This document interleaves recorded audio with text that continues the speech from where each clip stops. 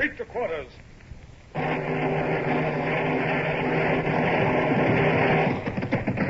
out the guns. Stand by the starboard battery. One broadside into it, if you please, Captain Bush. Pointers on target. Flintstocks ready. Aye, sir, ready! Fire!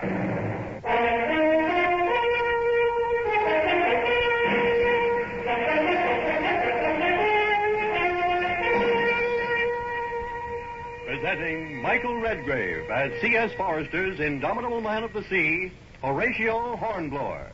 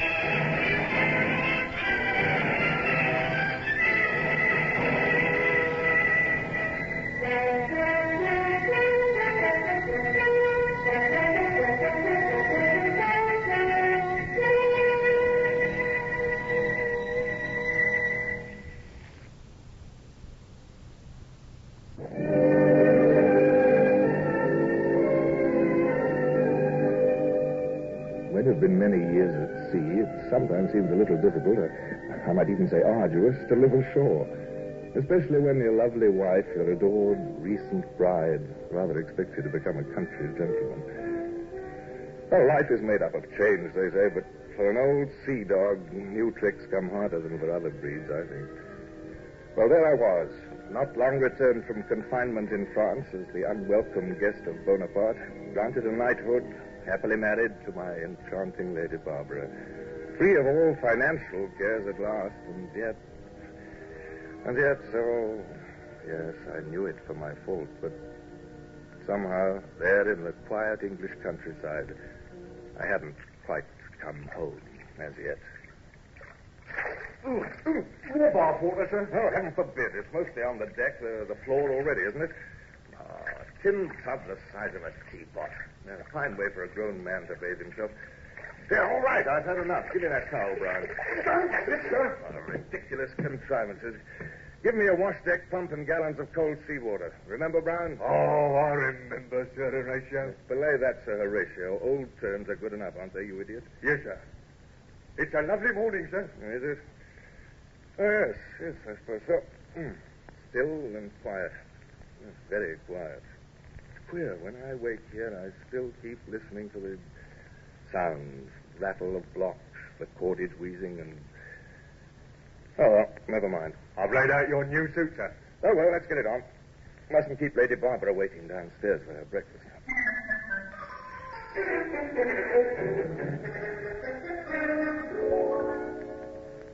Welcome to the new Squire of Smallbridge. Now, you're laughing at me. You know perfectly well, Barbara, how I felt about that insufferable ceremony yesterday. So, Squire, indeed. Oh, I do know, my dear, and you were sweet. Suffering it all without complaint. Mm-hmm.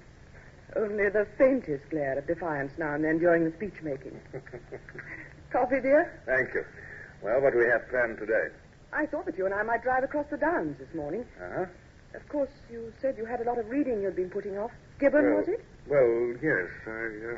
Yes, I do want to get to that. It's, yes, quite soon, in fact. A letter for you, Horatio. Oh, thank you, Wiggins. The messenger is waiting, my lord. He is from the Admiralty in London. The Admiralty? The Admiralty, eh?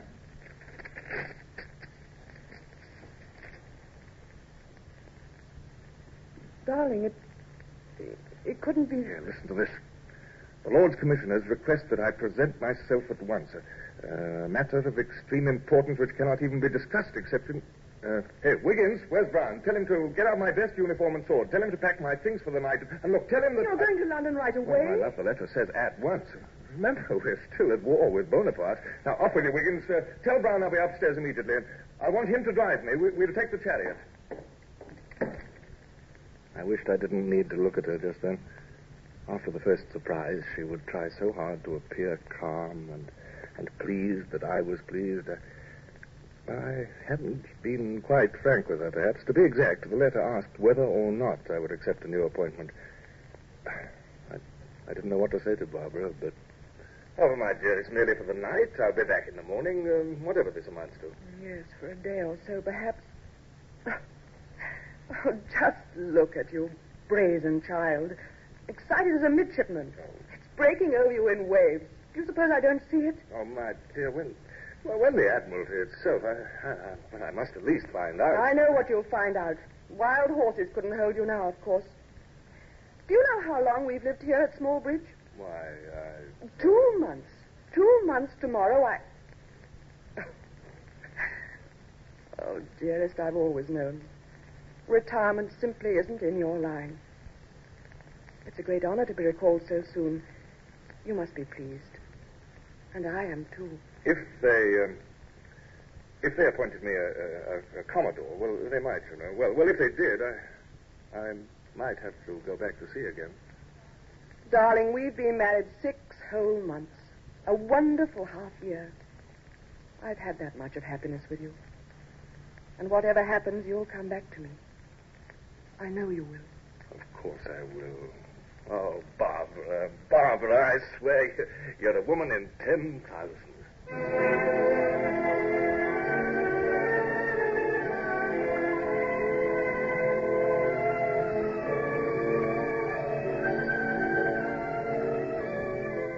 She was, you know.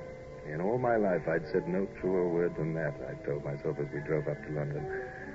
Well, we made excellent time. Brown knew his business with horses. I never understood the peculiar beasts. Brown was good at everything.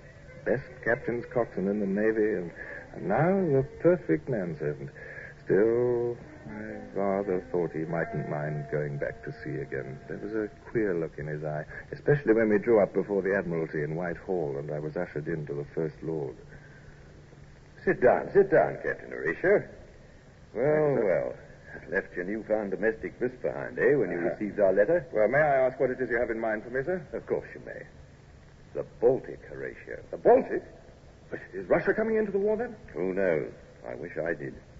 That very question's at the heart of this whole project. Our letter did say, didn't it, that you'd take rank as Commodore with a captain under you. You have 6 ships. The Nonsuch, 74, a ship of 4. The Nonsuch? I know her well, sir. Both the Russian Tsar and Prince Bernadotte of Sweden have teetered back and forth for months, you know. Oh, from all I've heard, Boney's making tempting offers to them both. And Bernadotte's a Frenchman, after all. Is there really any chance that they might join us, sir? They might, if we handle them sensibly. They have as much fear as we, now Boney's gobbled up most of the continent. The die will be cast any day, we think. If we can show those Baltic powers some British naval strength to count on. I understand, sir. At any rate, we've got to keep the Baltic open for supplies. So much that we need here comes by those sea lanes. Well, are you ready? Is it settled? Yes, it's settled. Good. Now tell me, who would you like for captain of the Nonsuch? Under you? I'd like to have Bush, sir, if he's available. I'd hate to go to sea without old Bush. I rather thought you'd ask for him. That wooden leg of his won't be a handicap to think. Oh, I think not, sir. You two have seen some things together, haven't you? First met as young lieutenants on the old Renown. That's right, sir. Well, then, Bush it shall be. Now, then, let's walk across and see the Foreign Secretary. He's sure to have some secret orders for you.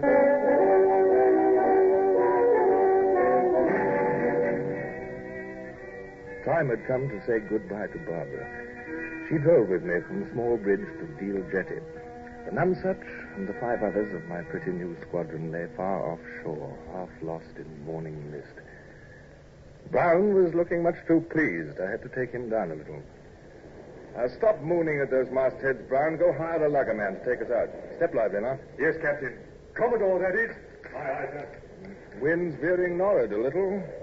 West by north now, I think. Yes, dear. So you remarked as we were driving. I beg your pardon, dear. You were telling me about my shirts. I interrupted you. No, I'd finished with the shirts.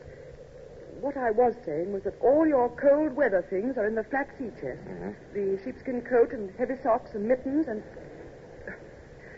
Oh, well, Brown understands. He also has in his care a certain little package. A surprise. Surprise, my dear? Oh, after all, I wouldn't try to surprise you. It's just a woolen neck scarf I'd be knitting for you. It's likely to be cold up in the Baltic, even now. Yes, I don't like cold. You're very thoughtful. Oh, I do hope so much that you'll be back before the winter. So do I. I think of me, Barbara. Need you ask that? You'll write me everything? Everything, won't you? Yes. The bad things, too. Of course. Well, goodbye, Barbara. Goodbye. Come back to me. Come back to me.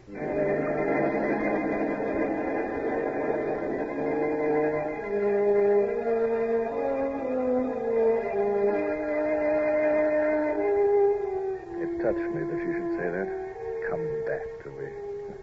Like any witless wife of any common seaman.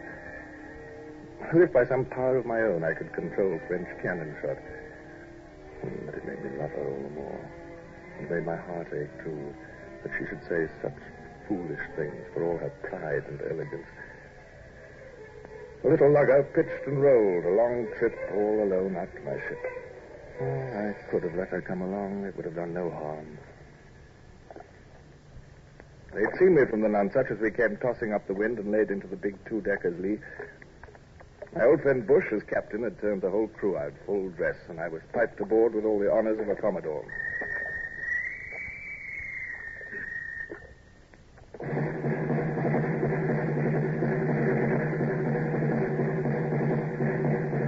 ship, with every man aboard, was in a state of polish. Bright brass work, 6 side boys in white gloves, the whole Marine Guard and their band, a double lane of bosun's mates with pipes. A childish display, perhaps some say it is, but, well, it has its, exhilaration somehow. There was old Bush on the quarterdeck, surrounded by his officers, and all saluting stiffly. I had to check myself, or I might actually have been. That would have been ruinous to discipline, so naturally I just stalked up the line and a salute. Morning, Captain Bush. Good morning, sir. Welcome aboard. Some time since we've met, Captain Bush. You'll note that your pennant's going up. Commodore's flag to designate your ship in the flotilla. Oh, indeed. Well, Captain Bush, we shall get underway at once, if you don't mind. No time to lose. Be good enough to signal the others of the squadron. Aye, sir. Very good. We sail on secret orders. I'll apprise you of their nature, Captain Bush, if you'll kindly dine with me this afternoon. You old sea urchin. I shall be there, sir. Thank you. Mr. Adams, pass the word to our 5 other ships. Underway at once and keep formation. Aye, sir. Underway. Anything wrong, sir? Not Bush. Right. See you scouring off to starboard, sir. May I find your glass? No. Is it the sloop? No. It's nothing, Bush. No, I was just trying to make out the jetty. My wife's there. Mist hasn't quite cleared yet, has it?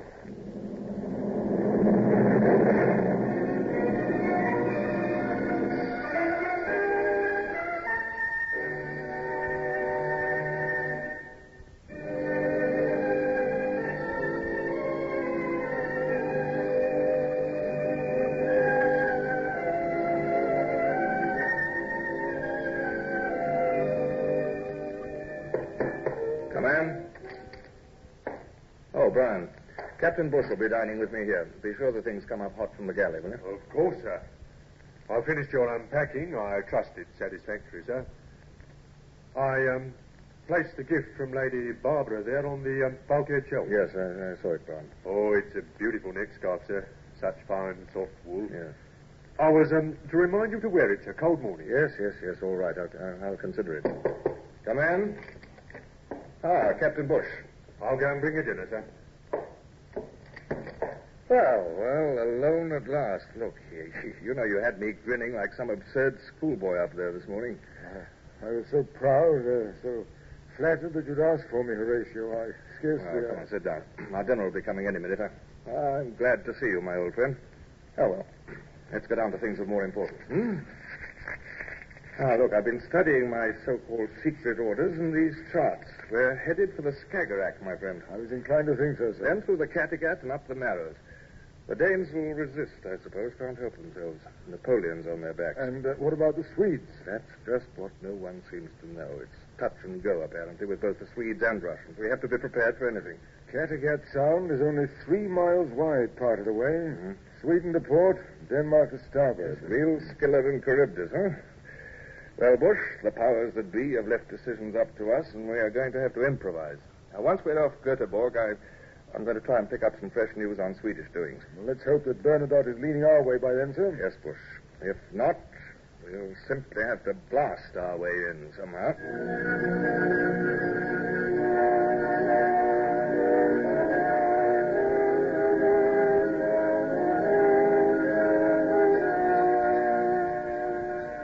Up through the North Sea, into the Skagerrak. Scarcely a sail sighted off our bows the whole first week. Deserted waters, even in the Skagerrak off Denmark. Now and then we'd see a tiny fishing boat far off, none within hail. We had no news. We strained our eyes for some revealing sign. Had Bernadotte made up his mind by now? Were he and Russia enemies, neutrals, or even friends, if handled sensibly? Before sunrise, I found Bush on the quarterdeck. Well, still no news. Are we to run the gauntlet, then? We're nearing the Helsingborg Narrows. I wonder, Bush, how many guns are on that Swedish shore. Multitude, sir, you may be sure. The charts show a good dozen forts. Shouldn't we send the boat in, sir? Find out how Sweden stands? Well, last night I thought so, Bush. It has its logic, I admit. On the other hand, a boat would surely advertise our presence. But, sir, if both sides of the Kattegat are hostile... We could dash in the moment there is light enough to see the channel. Surprise them, and perhaps get through, even if Sweden does resist. Yes, sir, but then if Sweden has joined Bonaparte, won't we be bottled up inside the Baltic? Well, the Baltic is a sizable sea, Bush. I suspect we could maintain ourselves a while. Yes. Still almost an hour till dawn. That gives us time to clear our decks. Yes. I think we'll go in, Bush, this morning.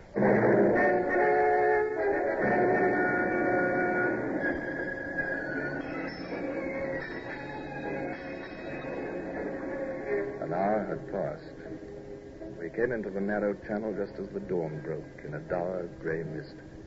To starboard, hostile Denmark. To port, the riddle, Sweden. Was she our enemy? Well, we'd soon know, at all events. Are the guns run out, Captain Bush? Aye, sir. And the fire pumps manned on every ship. Here's for it, then. What signal for hoisting to our other ships, sir? The signal is proceed to leeward in battle order. Lotus shall lead. Lotus shall lead, sir, did you say? I did. We'll bring up the rear, Bush, naturally. Your face. I know. It's disappointing not to lead, but we're the shepherd of this little flock. We're the best built. The lead ships might get through before those shore gunners wake up. They're awake already, Which shore fired that? The Danes. They've seen us, sir. Yes, there's a drift of smoke to starboard, see? He's firing to starboard, Captain Bush. Yes, Mr. Adams, so I gather. By the way, did you know that those low cliffs are Elsinore, where Hamlet walked? I beg your pardon, sir? Yeah, never mind. We've no time now for literary small talk, have we? Signal to Lotus, Mr. Bush. Return the fire to starboard. We'll keep exact station astern of the Harvey, if you please.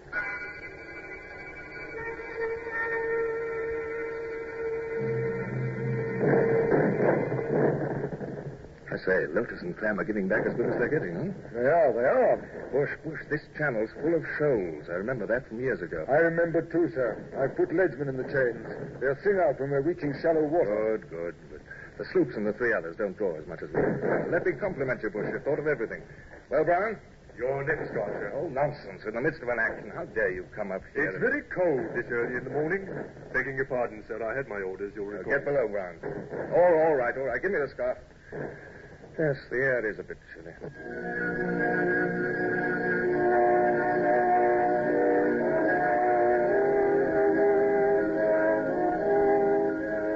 With Elsinore abaft, the channel widened, and we were out of range from shore. There'd be about an hour, I reckon, before we reached the further narrows, a longer gauntlet to be run. And at its end, 2 Danish islands, Saltholm and Amager. We had to pass between these, close to both. Full daylight now. They'd see us coming. We could no longer profit by surprise. But anyhow, all hands ate breakfast and relaxed and waited, as I knew, for the real test.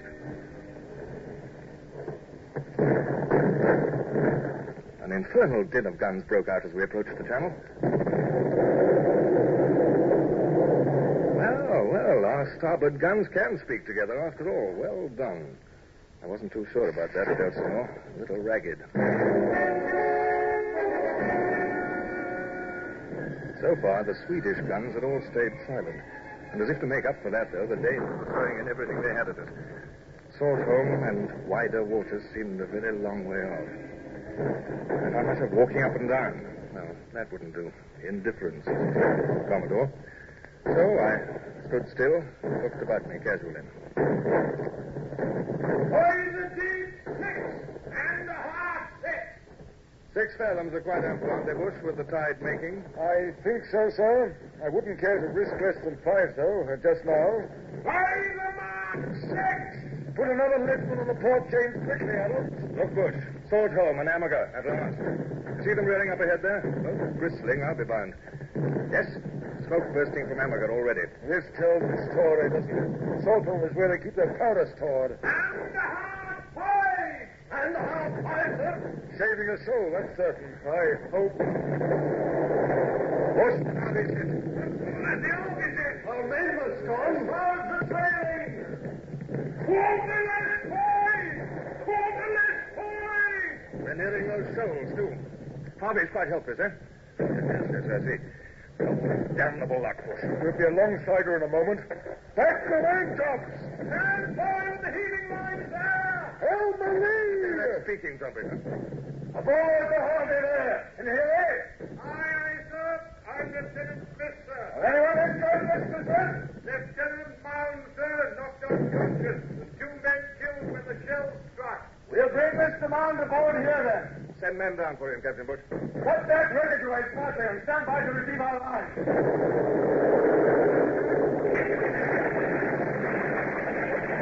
What's that? Are we hit, too? Our mizzen topmast's gone. By the mark, 5!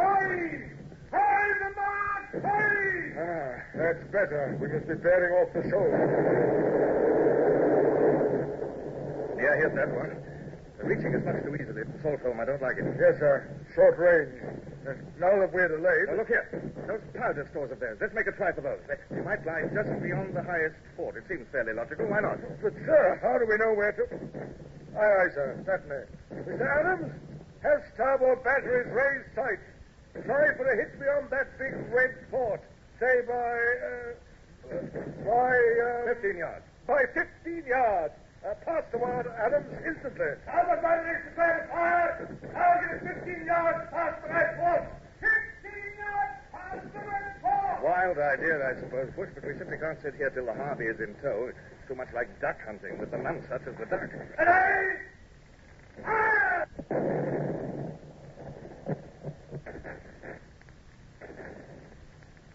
It's no good, sir. And the Harvey's got us trapped under those guns. They'll sink her any minute, and us with her. Let's try another salvo, Bush. 20 yards beyond the fort this time. Pass the word, Adams. 20 yards. Target is 20 yards past the red fort! Ready? Fire!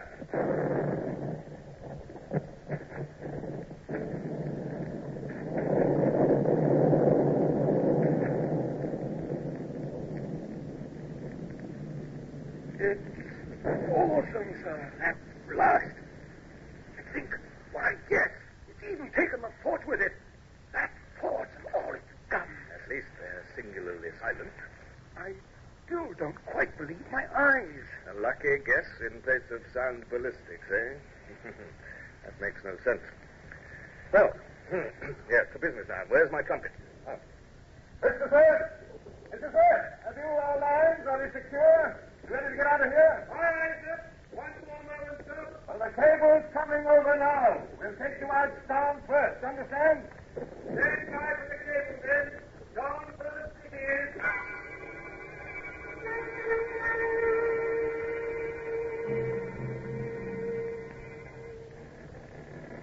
Well, sir, not a bad afternoon. Harvey's in tow. Lotus took one poor hit. We have a hoe or two in our own shrouds, but no ship's lost. I shan't forget what we did to those powder stores on Salt Home. Yes, that was a satisfactory moment. I'm a bit tired. Mr. Adams, has Mr. Mound been brought up yet? Yes, sir. He's off. Unconscious now. The sergeant's with him. I want to see him. Concussion and bad shoulder wound. Within the blood about the face and throat. Well, here you are, Mound. Surgeon taking care of you, all right? Yes. Thank you, sir. Quite all right. We're taking him below to sick bay in a moment. I'm proud of all my young officers today, Mound. They're not too uncomfortable, I hope. Did all of us get through, sir? All our ships? That we did, Mound. What pleases me, those Danish guns raked us with all they had, but not one shell from Sweden's coast. They're not against us yet, at any rate. He's shivering at him. It's cold this afternoon. Here, put this scarf round his neck and shoulders. I don't need it. Sir, he's bleeding at your Oh, come on, take it. Oh, well, then I'll do it myself. Now, is that better, Mound? Yes, sir. Wonderful. Thank you. We hailed a fishing boat a few minutes ago, Mound. Found out the Blanche Fleur passed through the Baltic yesterday. Big French corvette with at least 20 guns. She must be just ahead of us. Well, you'll have to get well quickly, Mound. Won't want to miss the fun, will you?